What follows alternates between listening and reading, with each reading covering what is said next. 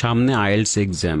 এখন রাইটিং এর কথা শুনলেই আসলে ভয়ে বাঁচি না, মানে কি লিখবো মাথায় আসে না। সো দেখেন, যে রাইটিংটা নিয়ে যে চিন্তা, এটা শুধু আপনার না, এটা সবারই একটা প্রবলেম। রাইটিং হচ্ছে একটা কমন প্রবলেম, কারণ লিখতে গেলে আইডিয়া আসে না, লেখা আসে না, কি লিখবেন মানে ভেবেই কুল পান না। ঠিক আছে, সো আজকে বলবো যে ক্লাসের এইটের বাচ্চা, এইটের বাচ্চাও যদি আজকের এই ক্লাসটা দেখে, সে কিন্তু রাইটিং এ ভালো একটা এসে লিখে আসতে পারবে এবং বেশ ভালো একটা ব্যান্ড স্কোর অর্জন করতে পারবে। ঠিক আছে, সো দেখেন যে কিভাবে আমি শেখাবো। একদম শর্টকাট নিয়ম আপনাকে শিখতে হবে, কারণ এখন ওই টাইম নেই যে আপনি অনেক কিছু শিখে অনেক কিছু বুঝে প্র্যাকটিস করে তারপর লিখবেন। এই সময় আপনার হাতে নেই। যদি সময় থাকতো তাহলে তো হতোই। আর সারা জীবনই তো আসলে শিখে আসছেন, কোনো স্কুল কলেজে আপনাকে এগুলো শেখায়নি, আপনাকে ভালো করে এসে লেখা শেখায়নি, খুব সহজ নিয়মগুলো দেখায়নি। ঠিক আছে, তো এখন আপনাকে একটা পরীক্ষা দিতে হবে মাস্ট, যেহেতু আপনাকে বাইরের দেশে যেতে হবে। সো এটা পরীক্ষা না দিতে পারলে আরো ভালো হতো, কিন্তু যেহেতু দিতে হবে মাস্ট, অবশ্যই আপনাকে এক্সামে বসতে হবে। ফাঁকি দেওয়ার কোনো লাইন নাই, কিন্তু শর্টকাট লাইন আছে। এই নিয়মটা আপনি ফলো করে দেখেন যে, আমি কথা দিচ্ছি আপনাকে, এই ভিডিওটা দেখার পরে আপনি স্বস্তির একটা নিঃশ্বাস ফেলবেন যে না, রাইটিংয়ে যেই ভয়টা আমি পেতাম এখন আর সেই ভয়টা নেই। এই স্যারের মাধ্যমে আমি শিখে গেলাম যে কত সহজে রাইটিংটা করতে হয়। সো রাইটিংটা কি, রাইটিং টাস্ক টুতে হচ্ছে বেশি মার্কস। সো রাইটিং টাস্ক টুতে হচ্ছে আপনাকে এসে লিখতে হবে, কমপক্ষে 250 ওয়ার্ড লিখতে হবে। আর সময় নেওয়া উচিত 40 মিনিট। 40 মিনিটের ভিতরে 250 ওয়ার্ড লেখা, আহ, আমি বলবো যে 250 ওয়ার্ড না, 300 ওয়ার্ডের ভিতর লিখবেন। অর্থাৎ 300-র বেশি না, 250-র কম না, কারণ এটা নিয়ম। তো 300-র বেশি লেখা যায়, কিন্তু আমি বলবো যে 300-র ভেতরে লিখবেন, কিন্তু কমপক্ষে 250 আপনাকে লিখতেই হবে। ঠিক আছে, আর এর ভেতরে যেন গ্রামার মিস্টেক না হয়, আমার টাস্ক অ্যাচিভমেন্ট সম্পূর্ণ থাকে, আইডিয়া থাকে। সো সব কিছু মিলিয়ে যেন সুন্দর একটা এসে তৈরি করা যায়। ঠিক আছে, সো এসেটা আমরা শিখবো আজকে যে কিভাবে লিখতে হয়। সো কি কি এসে টাইপ আমাকে শিখতে হবে? আমাকে শিখতে হবে হলো এগ আমি বলি এগ্রি, ডিসএগ্রি, এগ্রি ডিসএগ্রি। দেন হচ্ছে আমাকে অ্যাডভান্টেজেস, অ্যাডভান্টেজেস অ্যান্ড ডিসঅ্যাডভান্টেজেস। ঠিক আছে, ডিসঅ্যাডভান্টেজেস, তাহলে advantages, disadvantages, agree disagree, problem, see cause, solution, problem cause solution, আর হচ্ছে হলো আপনার ডিসকাস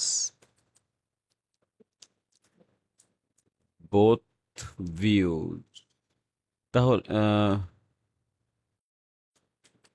তাহলে ডিসকাস বোথ ভিউজ, তাহলে এই টাইপের কোয়েশ্চেন আমাকে কি করতে হবে, সলভ করতে হবে, তাই না? তাহলে কোন কোয়েশ্চেন আসলে আপনি বুঝবেন যে একটা এগ্রি ডিসএগ্রি আসছে? এগ্রি ডিসএগ্রি আসলে মানে আপনি কোয়েশ্চেন পরেই বুঝতে পারবেন যে এটা এগ্রি ডিসএগ্রি টাইপের কোয়েশ্চেন, কারণ ওটা কোয়েশ্চেনে বলা থাকবে যে do you agree or disagree. আর অ্যাডভান্টেজ অ্যান্ড ডিসঅ্যাডভান্টেজ টাইপের কোয়েশ্চেন মানে আপনাকে সুবিধাও দেখাতে হবে, অসুবিধাও দেখাতে হবে। ঠিক আছে, আর এখানে একমত নাকি দ্বিমত। আর হচ্ছে আপনার প্রবলেম কজ সলিউশনে হচ্ছে প্রবলেমের কারণ, আচ্ছা প্রবলেমের কারণ দেখাতে হবে এবং সমাধান দেখাতে হবে। আর হচ্ছে স্টেটমেন্ট টাইপের কোয়েশ্চেন আছে, বোথ ভিউ টাইপের কোয়েশ্চেন আছে। দেখেন, তাহলে এই ফরম্যাট আমি আপনাকে দেখাবো, ফরম্যাট অনুযায়ী কিভাবে আপনারা শর্টকাট নিয়মে লিখে আসতে পারবেন। যে কোনো টাইপের কোয়েশ্চেন আসুক, আপনারা ফরম্যাট ইউজ করবেন, দেখবেন যে খুব ভালো একটা স্কোর করতে পারছেন। কারণ আপনার চেক করবে কি, আপনার এক্সামিনার আপনার ভিতরে দেখবে যে আপনার ভিতরে কোনো ভোকাবুলারি লেভেল আছে কিনা। ভোকাবুলারি যাচাই করবে, তাহলে আমি ভালো ভালো ভোকাবুলারি দিব, লিঙ্কিং ওয়ার্ড দিব। ঠিক আছে, এতে করে সে আমাকে কখনোই ধরতে পারবে না। সো আমি আমার অ্যাবিলিটি মানে আমার যে নলেজটা আছে, আমি আমার এসের ভেতরে ফুটিয়ে তুলবো যে আমার ইংলিশের উপর একটা ডেপথ নলেজ আছে, আমি সেইগুলো ব্যবহার করব। তাহলে ভালো ভালো আমি ভোকাবুলারি ব্যবহার করব, সেন্ট্রাল আইডিয়া ব্যবহার করব, টাস্ক অ্যাচিভমেন্ট ঠিক রাখবো। ঠিক আছে, আর গ্রামার মিস্টেক তো হবেই না। কারণ কি, কারণ আমার এখানে সব প্রত্যেকটা লাইনে মুখস্থ করা থাকবে। তো মুখস্থ লাইন থাকলে আর কি আমার গ্রামার ভয় তো থাকলো না। ঠিক আছে, সো একটু ভুল করব, ইচ্ছা করে করে করব, যাতে করে এটা নট একদম রোবোটিক হয়, একদম মানে বুঝে যায় যে ফুল ফরম্যাটে তারা লিখেছে। একটু হালকা ভুল করব, ঠিক আছে, ইচ্ছা করেই করব। যাই হোক, দেখেন যেভাবে আছে সেভাবেই আপনারা লিখে আসবেন, ভালো একটা স্কোর পাবেন। আমি আমার প্রাইভেট ব্যাচে যেসব দেখাই সেই ফাইলটা আপনাদেরকে দেখাচ্ছি। ঠিক আছে, সো আহ, এখন অত বিস্তারিতভাবে দেখাতে পারবো না, কিন্তু বুঝতে পারবেন যে এইটা খুব কাজের। দেখেন যে আমরা এগ্রিজেগ্রি টাইপের আসলে আমরা এই ফরম্যাটটা ইউজ করব। এখানে কি আছে, আমাদের ইন্ট্রোডাকশন পার্টটা লিখতে হবে।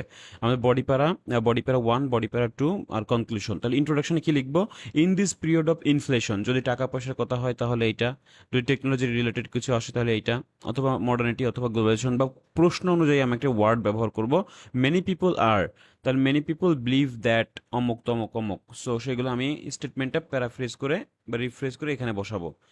আচ্ছা, আমি বিস্তারিত ভিডিও আমি এগ্রি ডিসএগ্রির উপর আনবো, তার আগে আমি এটা দেখাচ্ছি, এটা একটু দেখেন। এরপরে আমি এক লাইনের একটা ব্যাখ্যা করব।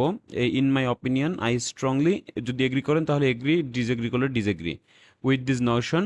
মানে এখানে ক্লিয়ার করতে হবে আপনি এগ্রি করছেন না ডিসএগ্রি করছেন। With this Notion and my opinion will be discussed in the further paragraphs with a suitable conclusion. অর্থাৎ আপনি ইন্ট্রোডাকশনে বলে দিবেন যে আপনি কোন বিষয় নিয়ে আলোচনা করতে চাচ্ছেন। মানে প্রশ্নটাকে আপনাকে ক্লিয়ার করতে হবে। এক্সামিনার মনে করেন জানে না যে কি নিয়ে আপনি লিখতেছেন।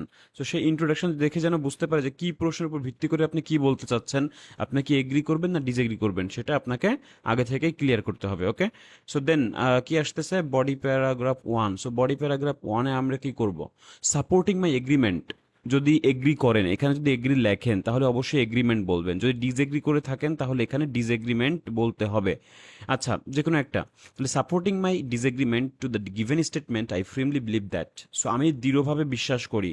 সো আমি দৃঢ়ভাবে কি বিশ্বাস করি, আমার নিজের পয়েন্ট অফ ভিউটা এখানে তুলে ধরতে হবে। সো এখানে তুলে ধরবো মানে প্রশ্ন অনুযায়ী, তারপর একটা উদাহরণ দিব, অর্থাৎ একটা কারণ দেখাবো, একটা উদাহরণ দিব। আবার মোর ওভার বা ইন অ্যাডিশন ফার্দার মোর, যে কোনো একটা লিঙ্কিং ওয়ার্ড ইউজ করে বলবো, আর একটা কারণ আর একটা উদাহরণ।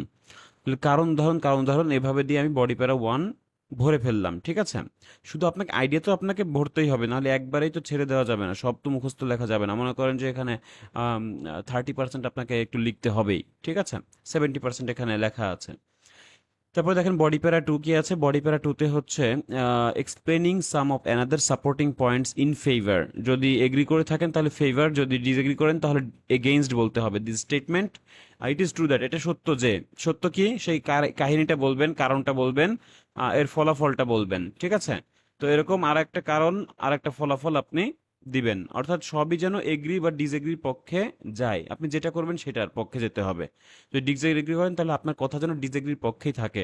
বডি প্যারা 1-এ এবং 2-তে দুই দুই জায়গায়। কনক্লুশনেও আপনি কি করবেন, কনক্লুশনেও আপনি ওই কোয়েশ্চেনটা আবার রিফ্রেশ করে এখানে বলবেন, তারপরে যা আছে তাই। ঠিক আছে, কোনো চেঞ্জ করবেন না। তাহলে কি হলো, আপনার কমপ্লিট একটা এসে কিন্তু তৈরি হয়ে গেল। তাহলে এগ্রি ডিসএগ্রি কিভাবে লিখতে হয়, কিভাবে শুরু করতে হয়, এগুলোর টেনশন আপনার নেই, কারণ মুখস্থ থাকলে আপনি আধা ঘন্টার ভিতরে লিখে আসতে পারবেন, আর মুখস্থ না থাকলে আপনার 50-60 মিনিটও লাগতে পারে। সো এই জন্যই কিন্তু অনেকে টেনশনে থাকেন যে কি লিখবো। সো আমি যেমন মানুষ কি একটা পিঠা পিঠা যদি আপনি বানান, কেক বানান, যদি যে যে মোল্ডে দিবেন, যেই ছাঁচে দিবেন সেই আকারের কিন্তু একটা পিঠা তৈরি হয়ে যাবে। সো আমি ভালো একটা যদি ফরম্যাট দিয়ে রাখতে পারি, এই ফরম্যাটে যে কোনো আইডিয়া দিয়ে দেন, যাতে ভালো একটা এসে তৈরি হয়ে যাবে। ঠিক আছে, এরপরে দেখেন অ্যাডভান্টেজেস অ্যান্ড ডিসঅ্যাডভান্টেজ টাইপের কোয়েশ্চেনটা কি, সুবিধা অসুবিধা, যে কোনো একটা বিষয়ের সুবিধা এবং অসুবিধা নিয়ে কথা বলতে বলবে। তাহলে আমি বলবো there is no denying fact that the phenomena of. So যেই মূল বিষয়টা কি, সেই মূল বিষয়ের সুবিধা বা অসুবিধা আপনাকে তুলে ধরতে হবে। এখানে সাবজেক্টটা কি, মানে প্রশ্নের যে মূল সাবজেক্টটা এখানে আপনাকে লিখতে হবে, জাস্ট সেই ওয়ার্ডটা লিখতে হবে। তারপরে আপনি যা আছে তাই, কোনো কিছু চেঞ্জ করবেন না, যা আছে তাই। আচ্ছা, এরপরে কি আছে, সুবিধা দেখাবেন, যে যেই সাবজেক্টটা দেখাচ্ছেন তার সুবিধা কি। তাহলে একটা সুবিধা দেখাবেন, ওর একটা উদাহরণ দিবেন, আর একটা সুবিধা দেখাবেন, আর একটা উদাহরণ দিবেন, অর্থাৎ দুইটা সুবিধা দুইটা উদাহরণ আপনি দিয়ে দিলেন। এবার ডিসঅ্যাডভান্টেজে অবশ্যই এখানে অসুবিধা দেখাতে হবে। এর আগে আমরা কি করেছি, দুইটাই আমরা ডিসএগ্রি করেছি অথবা দুইটাই এগ্রি করেছি বডি প্যারা 1 এবং 2-তে। কিন্তু এইখানে এসে কি করতে হবে, বডি প্যারা 1-এ সুবিধা, বডি প্যারা 2-তে অসুবিধা আমি দেখাবো। তাহলে এখানে একটা অসুবিধা দেখাবেন, এটা আর একটা অসুবিধা দেখাবেন, তারপর আর একটা অসুবিধা দেখাবেন, উদাহরণ দিবেন, তারপর আর একটা অসুবিধা দেখাবেন। ঠিক আছে, তিনটা অসুবিধা আমি দেখাবো। এবার কনক্লুশনে কিছু লেখা লাগবে না, যা আছে তাই same to same copy paste করে দিবেন একদম। ঠিক আছে, তাহলে কি হলো বলেন, আমরা এক এক করে কিন্তু সব ইজিলি শিখছি, শুধু একটু মুখস্থ করতে হবে। মুখস্থ করলে নাম্বারটা ভালো আসবে। কারণ কি, কারণ আপনি নিজে লিখতে গেলে হয়তো এগুলো মিস করে ফেলতেন, যেগুলো আসলে অলরেডি এখানে দেওয়া আছে। আচ্ছা, এরপরে কি আছে, কম্পেয়ার কন্ট্রাস্ট, এই ফাইলটা একটু দেখে নেবেন। তারপরে হচ্ছে প্রবলেম কজ সলিউশন, দেখেন এখানে যে কোনো একটা প্রবলেম দেখবেন, প্রবলেমের মানে মূল সাবজেক্টটা এখানে বসাবেন, কিসের প্রবলেমের কথা বলা হচ্ছে। সাপোজ এটা হতে পারে ডিফরেস্টেশন, হতে পারে সাউন্ড পলিউশন, এনভায়রনমেন্ট পলিউশন, বা ট্রাফিক জ্যাম, যে কোনো একটা সাবজেক্ট আপনি এখানে লিখে দেন। তারপরে সেটাকে নিয়ে বলেন যে এটার প্রবলেমের কারণগুলো একটা বলবেন, কারণগুলো এখানে একটা বলবেন, উদাহরণ দিবেন, ব্যাখ্যা করবেন, আবার এখানে একটা কারণ বলবেন, ব্যাখ্যা করবেন, মানে কারণ এবং ব্যাখ্যা এটা আপনার চলতেই থাকবে বডি প্যারা 1-এ। তারপর বডি প্যারা 2-তে কি করবেন, সমাধান দেখাবেন কিভাবে এই ট্রাফিক জ্যাম বা এই সাউন্ড পলিউশন বা এনভায়রনমেন্ট পলিউশন দূর করা যায়। একটা কারণ, দুইটা কারণ, তিনটা কারণ, কনক্লুশনে যা আছে তাই সেম টু সেম, কোনো চেঞ্জ হবে না। ঠিক আছে? আচ্ছা, আমি সবই দেখাচ্ছি। স্টেটমেন্ট টাইপের কোয়েশ্চেন সেম একই, যে ইম্পর্টেন্স অফ ড্যাশ বিষয়টা মূল সাবজেক্টটা বসাবেন, তারপরে হচ্ছে এখানে ওই বিষয়গুলো আপনি তুলে ধরবেন এক এক করে। ঠিক আছে? ওকে, তাহলে যে বিষয়টা আমি বোঝাতে চাচ্ছি যে ফরম্যাট হলে কিন্তু আপনার আর পড়াই লাগছে না। আমি প্রথমে বলে নিয়েছি যে ক্লাস 8-এর বাচ্চাও যদি আজকের এই ক্লাসটা দেখে, তারা কিন্তু লিখে আসতে পারবে। কেন? কারণ এটা মুখস্থের বিষয়। আপনিও মুখস্থ করেন, দেখবেন যে খুব সুন্দর একটা এসে আপনি লিখে আসতে পারছেন। আমি বিস্তারিত ক্লাস যদি আপনারা চান, তাহলে আপনারা কমেন্টস করেন যে প্রত্যেকটা সাবজেক্টের উপর আমি বিস্তারিত ক্লাস আনবো কিনা। আর যারা আসলে খুবই দুর্বল, খুবই দুর্বল, আমার ডিটেলসটা, কোর্স ডিটেলসটা ডেসক্রিপশন বক্সে দেওয়া থাকবে, সেখান থেকে নিয়ে আপনারা যোগাযোগ করতে পারেন বা পারচেস করতে পারেন কোর্সগুলো। আচ্ছা, যাই হোক, সো আমি বলবো যে আমার প্রত্যেকটা ভিডিও দেখবেন, লাইক করবেন, কমেন্টস করবেন, শেয়ার করবেন। ভালো লাগলে অবশ্যই লাইক করবেন, না হলে পরবর্তী ভিডিও আপনার সামনে যাবে না। অবশ্যই লাইক দিয়ে রাখবেন। Thank you so much for watching the full video.